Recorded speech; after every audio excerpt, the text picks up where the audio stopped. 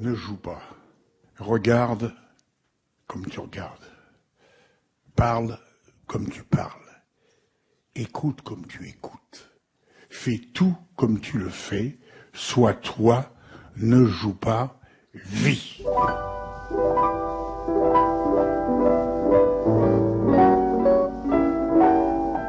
Sois toi, vis, c'était le conseil donné à Alain Delon par Yves Allégret sur le tournage de La Femme sans mêle, musique de Paul Misraki. Bonjour Christophe Leclerc. Bonjour. Merci beaucoup d'être avec nous. Alain Delon, l'acteur qui offre son âme, c'est le titre de la biographie que vous avez signée aux éditions L'Harmattan il y a 4 ans. Il pouvait tout jouer, Alain Delon ? Oui, tout à fait. C'est vrai qu'il s'est fait une spécialité des films noirs, des polars, des mélodrames. Pour autant, on voit que dans sa filmographie, il y a un grand éclectisme, une grande polyvalence, une capacité à jouer dans des westerns. Il était fasciné par le cinéma américain, je pense notamment à Soleil Rouge. Une capacité à jouer même dans des comédies, même si on en a vu un peu moins, bien sûr. Je pense à Doucement les basses de Jacques Deray. Une capacité à jouer même la science-fiction ou l'anticipation. Le Passage de René Manzor, qui vers 85 avait été un gros succès au box-office. Donc en fait, il y a une très grande polyvalence et un grand éclectisme qui montre aussi la palette de son jeu. C'est-à-dire qu'il est capable de jouer comme les meilleurs, autant dans le surjeu, dans l'excès, notamment physique, que dans le retrait, que dans la sobriété. Je pense évidemment au Samouraï de Melville, entre autres. Et ça, c'est le conseil que lui avait donné Yves Allégret, on l'entendait, ne joue pas, vis. Sa seule présence parfois suffit, c'est-à-dire que c'est un acteur qui ne joue pas au début, au moins dans ses premiers films, Alain Delon. Oui, il ne joue pas dans ses premiers films parce qu'il n'a aucune formation.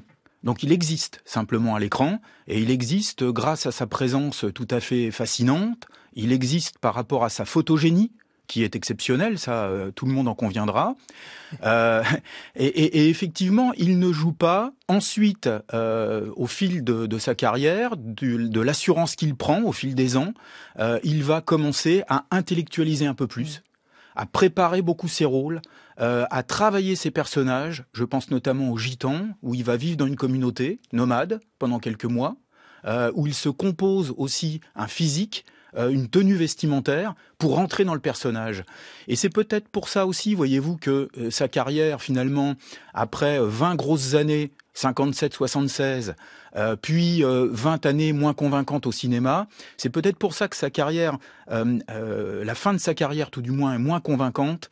C'est que ça lui demandait certainement un très gros investissement personnel de rentrer dans un personnage et de vivre avec un personnage pendant 3 mois. Et il disait que pour son entourage, c'était insupportable. Tout à fait. Qu'est-ce que vous attendez de la vie ? Je crois qu'on attend toujours de la vie, enfin. Je crois que la plus belle chose que moi, personnellement, j'attends de la vie, c'est une réussite. Pas sur le plan professionnel, mais sur le plan privé. Je crois que c'est la chose la plus difficile à accorder avec mon métier. Et c'est la chose qui me fait le plus peur. Et je ne sais pas si je réussirai à l'avoir. Oui, il y a un moment où il ne se contente plus de cette gravité dont l'écrivain Olivier Mangin dit ce matin dans La Croix qu'elle vient aussi de ses 4 années passées dans l'armée en Indochine. C'est son interprétation. Il va se mettre à énormément travailler, ça va devenir presque trop. Donc son grand moment de carrière dure une vingtaine d'années, de 1957 quand il tourne Quand la femme s'en mêle d'Yves Allégret à 76 avec Monsieur Klein. Pourquoi ça s'arrête après, sans aller jusqu'à dire que ça tourne court, mais il se lance dans la réalisation, les policiers, les réalisateurs font plus appel à lui, ou c'est lui qui ne veut plus, Christophe Leclerc? Il y a toute une série de motifs. Tout d'abord, il était très attaché à quelques très grands cinéastes qui l'ont forgé, qui l'ont fabriqué d'une certaine façon. Évidemment René Clément, avec lequel il a tourné Plein Soleil dès 1960, mais d'autres films également, notamment Les Félins, qui est un excellent film noir, sur une musique de Lalo Schifrin, entre parenthèses. Donc il n'y a plus Clément, il n'y a plus Visconti, il n'y a plus Lauzet, il n'y a plus Melville. Mais Visconti lui a refusé des films. Il a refusé plusieurs films, effectivement. Il a refusé L'étranger, c'est Mastroianni qui a hérité du rôle. Il a refusé Sandra, il a refusé L'Innocent, le dernier film tout à fait, le dernier film de Visconti. Il en a refusé aussi à Melville avant de pactiser avec lui, si j'ose dire. Il aurait dû être dans L'aîné des fers chauds, il aurait dû être dans L'Armée des ombres. Et il a refusé les rôles.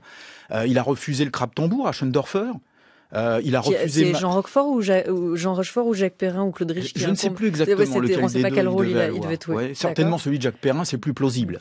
Il a refusé le rôle de Louis XV à Sofia Coppola dans Marie-Antoinette. Il a refusé Vengeance de Johnny To en 2008. C'est Johnny Hallyday qui a eu le rôle. Donc voilà, on pourrait dire qu'il a eu des chances ou des opportunités pratiquement jusqu'au bout de sa carrière active. Et pourtant, ça ne l'engageait pas à poursuivre ou à renouveler. Je pense qu'il y avait une grande lassitude. Je pense qu'il y avait une grande mélancolie de sa part. Il était très attaché donc à des cinéastes qui l'ont forgé. Et je pense aussi que, encore une fois, ça lui demandait un effort considérable de se remettre en question. Il n'a pas eu finalement l'intelligence ou le courage ou l'audace, c'est dommage, de Catherine Deneuve ou de Trintignant, qui ont tourné, j'allais dire Deneuve jusque récemment, avec de jeunes réalisateurs et dans des premiers films. Lui, simplement, peut-être qu'il n'en avait plus du tout envie et il avait autre chose à faire parce qu'il est devenu businessman, il a été producteur. Mais la nouvelle vague, ce sont les réalisateurs de la nouvelle vague qui l'ont snobé, ou c'est lui qui voulait pas jouer dans les films de la nouvelle vague de Rohmer, d'Agnès Varda, de Truffaut, Resnais? J'aurais plus tendance à dire que c'est la première option. C'est-à-dire que les réalisateurs de la nouvelle vague ne tenaient pas particulièrement à chercher Delon. Pourquoi ? Probablement parce que Delon apparaissait comme un acteur de la qualité française que décriait notamment Truffaut, c'est-à-dire un cinéma académique, empesé. Et il est vrai que Delon commence par tourner avec les frères Allégret, avec Pierre Gaspard Huit, avec Boiron. Bon, c'est pas quelque chose qui fascine Chabrol, Truffaut, Godard, etc. En plus, dites-vous bien qu'au début des années 60, il est assimilé à un nouveau Gérard Philippe. Or, Gérard Philippe, c'est la qualité française, c'est pas l'audace. Voyez ? Donc, alors, il n'en reste pas moins quand même que vous trouvez dans sa filmographie début années 60 un Cavalier, Alain Cavalier, L'Insoumis, qui est un excellent film sur la guerre d'Algérie, l'OAS, et que vous trouvez pour la nouvelle vague italienne, Antonioni avec l'Éclipse. Voilà.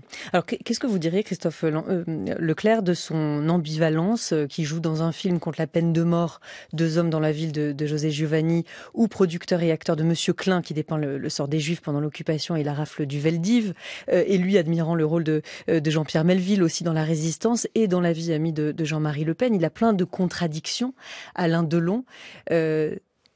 Voilà, que vous, en tant que biographe d'Alain Delon, vous en avez relevé d'autres ? C'est ce qui fait à la fois sa force et sa fragilité, et c'est ce qui fait son charme.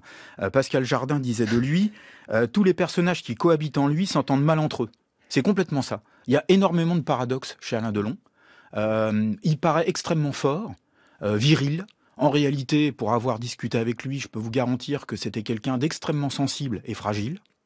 Il est coincé constamment dans sa filmographie entre angélisme, je pense à Rocco notamment, qui ne veut pas boxer en fait, et qui va boxer pour sauver sa famille, il se fait violence.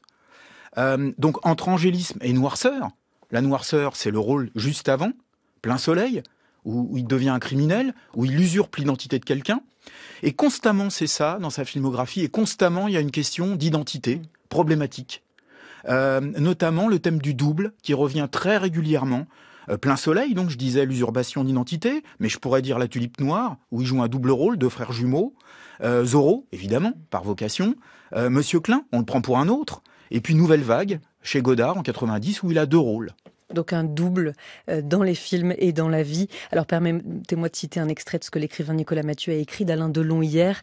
Delon n'était pas un chic type, tout de lui semble fait pour scandaliser nos susceptibilités actuelles, mais disons qu'entre Plein Soleil en 1960 et Monsieur Klein en 1976, il fut la beauté totale, le diable fait acteur, un soleil noir qui, entre les mains de quelques-uns des plus grands metteurs en scène du XXe siècle, éleva l'ambiguïté et le trouble à leur point d'accomplissement le plus haut. Avec lui, on n'était plus très sûr du bien et du mal, on était même plus certain de n'aimer que les femmes.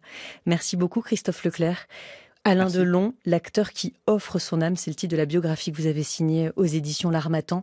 Et sur le site de France Culture, on peut trouver plein d'archives sur Alain Delon. Elles sont en ligne en ce moment. Zoé Sfez en parlera dans les midis de tout à l'heure et elle recevra également, pour autre chose, le réalisateur Jacques Audiard. Merci beaucoup. Merci.